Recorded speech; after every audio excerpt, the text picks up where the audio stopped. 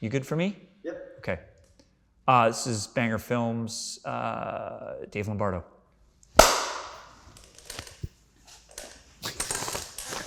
Thanks for doing this. You're welcome.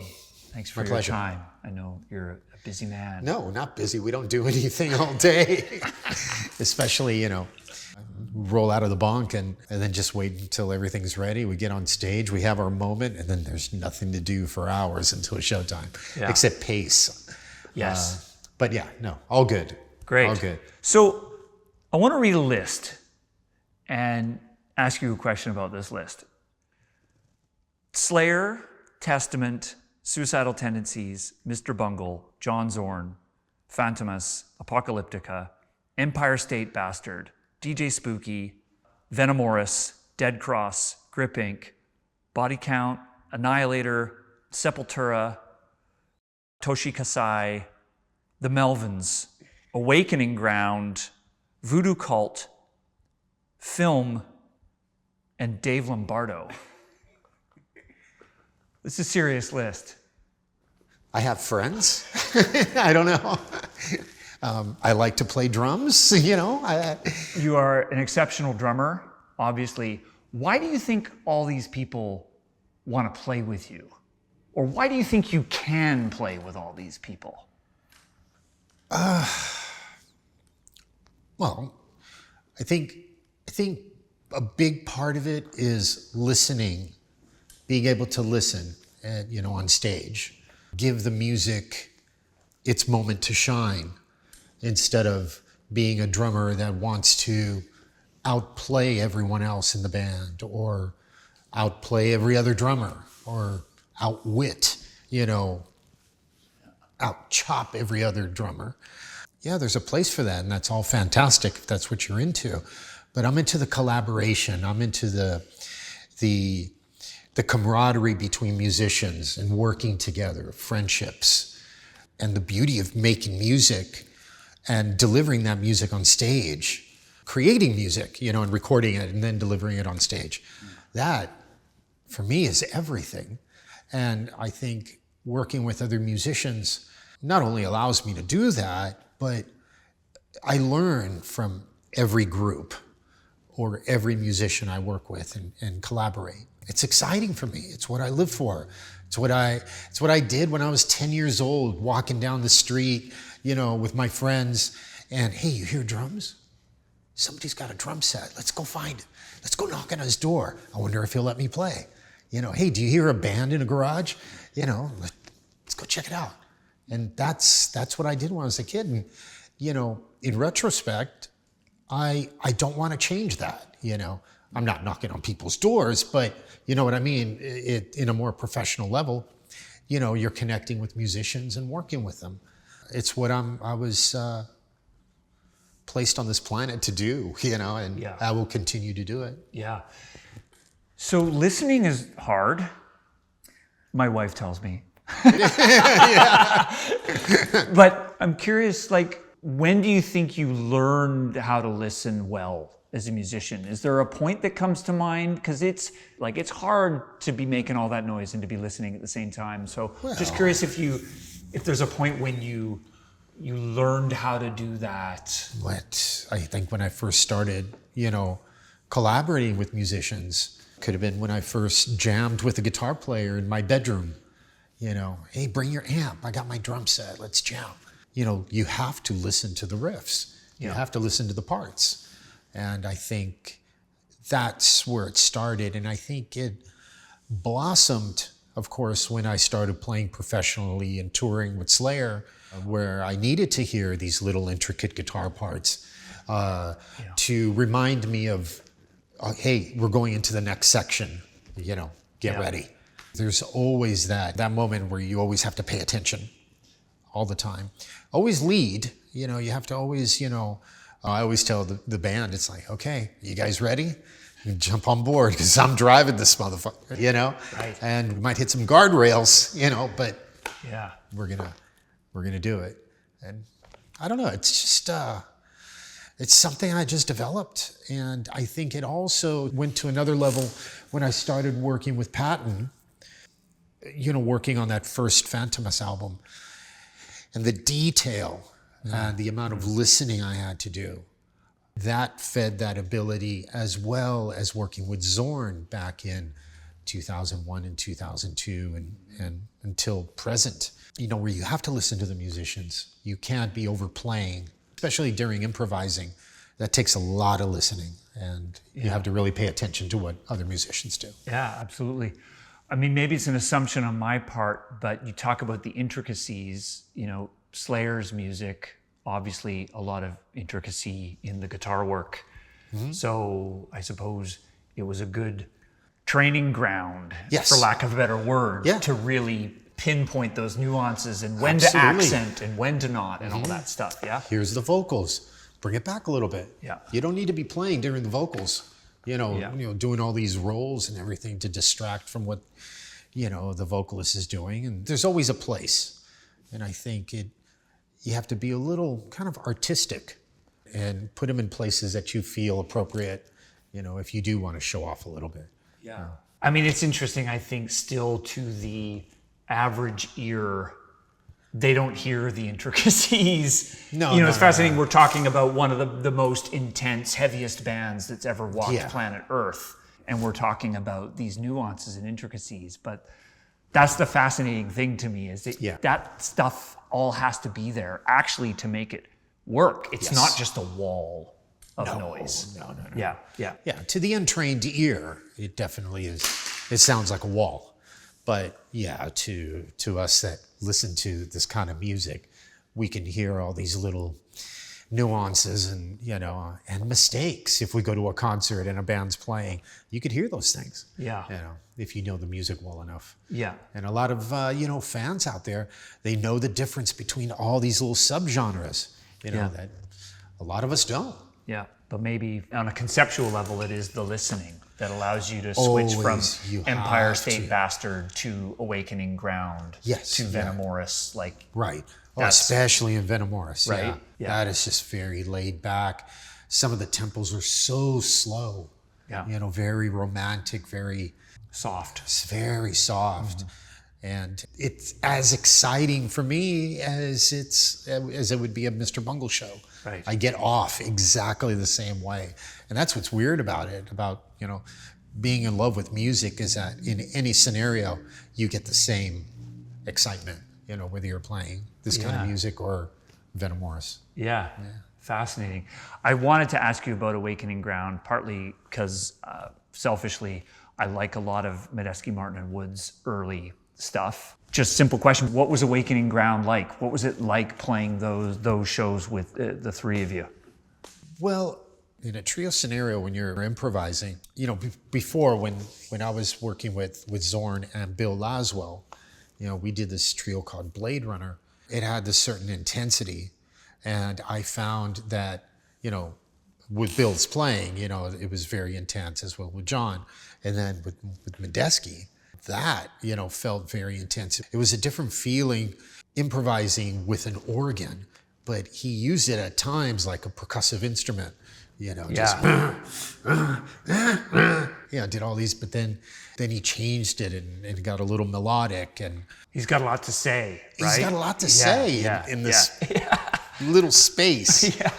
And it's awesome, because when he would go to the high notes and improvise, I would then go up to my higher toms, and get creative up there and listen to him, the rhythm and the pattern that he was playing. And then I would accent in certain places, and Zorn would then, hover over with his saxophone and sometimes be percussive as well, with some of his notes and hits that he does with his sax. Yeah. So it's unreal. That's cool. So, Zorn, like you mentioned, you recorded with him first over 20 years ago. Yeah, now, 2000. Give or take. We did Taboo in Exile and Sufang. Right. And you were just on stage with him just recently. What is it that appeals to you particularly about playing with that guy, as someone you've played with over a long span of time? He is one of the most inspiring human beings I've ever met when it comes to music, and as a human, as a person, as a leader, as the maestro, the conductor. Just being around him, it's like a musical vitamin. You just learn and you pick up on all these little things that you would have never thought of. All genres. He's into all kinds of music. Yeah. He's crossed over into so many different genres. The consummate musician in a lot of ways. Yeah, it's the right? constant, and he's always searching. He's always interested. He's just one of those people, and I feel very lucky to have met through Patton. And we performed, I remember it was the first time, and we played Slim's in San Francisco. This had to have been 98 or 99. I think Patton had mentioned to Zorn, hey, Lombardo can improvise. And so I was able to get on stage with them. It was vocals, saxophone, and drums. And a funny moment I'll never forget. I had a gong behind me. And I went to hit the gong and went to sit back down on the chair. And I fell flat on my ass, man. It was one of the most funniest moments. Zorn was playing and his eyes just lit up. It's like, whoa, and Patton started busting up. And so it was a funny moment. I'm interested in what you're saying about, you're talking about, improvising with Zorn and Medeski, right, in this three-piece. And then we're also talking about, executing these intricate parts of a Slayer song, which is highly structured in the sense of like, there is a roadmap, this is the way we do it, and then vis-a-vis the Medeski Zorn situation, which is like, where the fuck is this going? So what am I saying? What am I asking? It's like, those are two different frames of mind, it seems to me. Very different. And, not taking away from one or the other, but I find that in a band situation where they have the same set list every single night, they don't change it up. It gets a little mundane. And I've noticed that in those situations, I become a little more creative and I try to entertain myself on stage and I'll create some other drum roll, in the place of something that the band is used to. And sometimes the band will turn around and be like, what did you do, man? Not saying that it was bad, it was just different. It's just different. It just caught them off guard. Come back to the stage, guys. Everybody's thinking about probably what they're going to do after the show, or they can't wait till the tour's over. But at that moment when I, get a little creative and throw something in there unexpected, it's like, okay, whoa, there it is. It's interesting because as a fan, like I actually take a lot of joy sometimes when I see one of my favorite bands play live. Like there's a part of me that wants to hear the part exactly as though it is on the record. It's like that drum fill or that particular guitar. Some of the like songs have to stay. I'm waiting for it. But then, I'm also a big fan of like 60s and 70s jazz. Find like a live recording of like Wayne Shorter and he'll play it completely different than the way it was on Speak No Evil or whatever it is. And you're like, oh. You hear the head. But then the it's ending, like, but then everything else in between. Yeah. But that's what was magical about some of those records is a lot of that, the special moments were captured, from those improvisations. On the kind of more structural side, say with Slayer or Testament, was there ever a sense of feeling limited? Was there ever a sense of obligation? Okay, I better play this fill the way it is on the record because that's what people are wanting. Yes. I mean, let's say I would never replace the double bass break in Angel of Death with anything else but that. There are certain parts that do require, some respect and you need to deliver that. But there are little places where you can do little things that, maybe some fans will notice them and say, whoa, that was weird. I want to ask you about Empire State Bastard. Never heard of it, had no idea it existed. It's brand new. And I was listening to it the other night and I was fucking blown away. I'm like, who are these guys? Tell me how did this come together? Okay, well, I can't see, geez, where do I start? Their backstory is that Mike Van Aert and Simon Neil, they play in a band called Biffy Clyro from the UK. They're massive. They headline up there with Iron Maiden, at the festivals. But they're big fans of hardcore music. And for years, they've thrown the idea around of putting together a hardcore band. I think during pandemic, he decided to put the music together and finally, get it out there. And I guess on their little, recording system, they had Tony Iommi was on there, Dave Lombardo on drums, and on bass was someone else. I forget. They put together their all-star group. They're wishful, yeah, they're all-star group, right? And they said, man, why don't we just hit Lombardo up? And they did. And I didn't want to take on any other projects. I was done. Paula, my wife, she said, I know you haven't checked your emails, but did you see an email that came in? I said, no, I cannot take any other projects. She said, you need to listen to this. And I was like, okay. I put it on and I'm like, whoa, this is good. Yeah. What appealed to me the most was the fact that it was odd time signatures. A lot of 7s, a lot of 5s, 6s, changes that threw me for a loop and really made me get down and write things out and figure things out and, practice some different sticking that I had never done before. It was really pushing me in a direction that I never thought I would ever,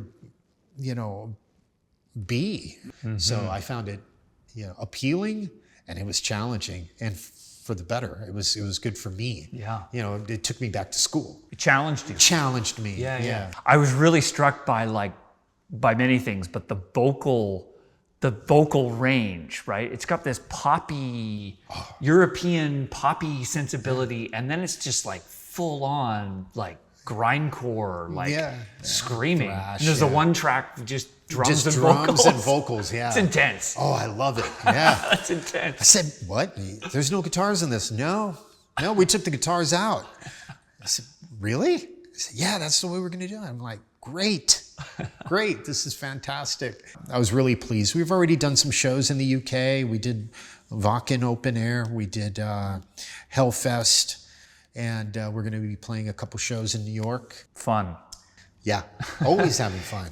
As I said, it totally caught me by surprise. I didn't know what to expect, so it kind of those moments are rare when you find something which is just completely blindsides you and you don't know what to expect. I was blindsided. Not only the time signatures, the vocals, the melodic parts of the songs, but the guitar tone. It sounded amazing. It sounded rich. It was full. It was like a distortion like I'd never heard before. Yeah. And I was impressed that was part of the, what captivated me and drew me into that band. Yeah. I just want to close on a couple of kind of more situational questions and partly from my own personal experience. So the one and only time I've seen Fantomas was here in Toronto at the Horseshoe Tavern. I don't know when it was. It's 2000 and something. Wow. Yeah. It's going back. One of the most memorable moments in the show was you guys were in the middle of a song that had a lot of really intense, noisy sections and then just stopping on a dime and just complete silence in the room. And then it would just launch back in and pull back out. It's like a duo between Patton and I, where there's hi-hat in between. Yes. And then he screams, I play drums. That's right. And then we stop. Yes. Yeah. My most distinct memory from that night was you guys were in this series of back and forths, and then you were set up you were towards the front of the stage, facing sideways. Mm-hmm. This guy, out of nowhere, at the top of his lungs during one of the breaks, was completely silent in the room. And I could tell by the tone of his voice that it was completely uncalculated. It was just coming from deep within. Yeah. He just screamed, "It's Dave fucking Lombardo!" Oh my God. And the place erupted with laughter Yeah. in the middle of this, Wow. middle of this moment. How do you reflect on those moments, this reverence that exists for you in the music world, obviously in the metal world because of Slayer, which is a particular brand of reverence, but it clearly goes beyond that. There is a level of admiration, call it worship, call it what you will, for what you do. Where does that put you? In a humble place, I think Jimi Hendrix said, compliments are a distraction, and it is. I'd rather stay focused. It's okay, yeah, that's fine. Okay, yeah, just listen to this. Don't tell me anything. Just let me do my work. And it feels good, you know. Yeah. I never expected ever to get this kind of notoriety or anything like that. I'm happy that, you know, people appreciate and enjoy what I do, and that they feel the way they do. You know, that there's more to come. You know, whenever anybody says anything like that, I tell them, well, there's more to come. It's not going to stop. It can't stop. You know? I love it. You know, some of it I can't read. Yeah. It makes me, you know, feel a little fuzzy and warm inside. It's like, oh, dude, come on, man. You know, and I just, it's sweet. It's cool. Appreciate awesome. it. Yeah. So last question, Slayer question. Oh no.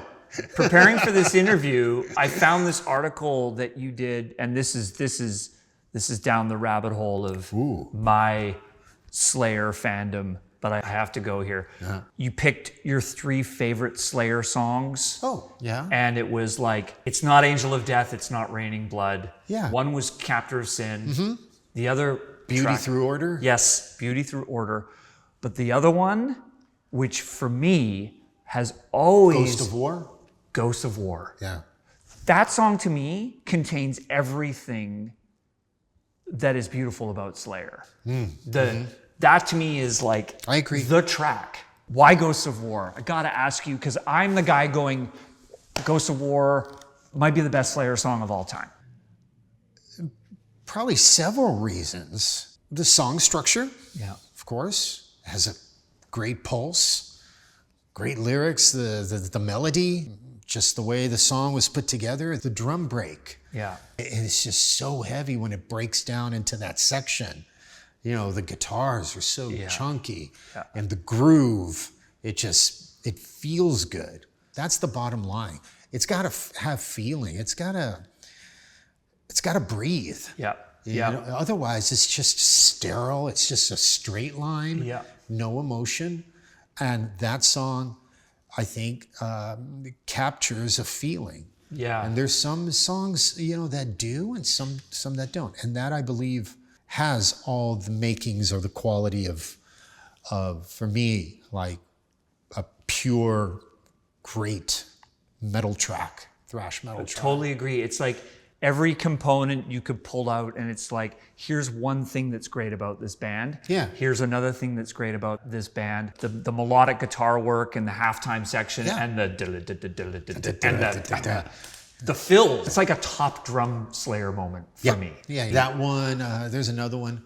Oh, it's off of South of Heaven. Behind the Crooked Cross? Yes. Dun, dun, dun, dun, dun, dun, dun. Yep. Dun, dun, dun. I remember Rick Rubin would be in the studio. Hey, do more rolls. My son is almost 12, is a drummer, loves your music, loves your drumming, and I play that track for him. It's like, You can sing it. man. Yeah. Dave, pleasure. Thank you so much. Thank Great you. conversation. Yes, Appreciate your it's time. brilliant. Respect. Likewise. And looking forward to seeing the show. Yeah. Oh, you're going to love it. I love it.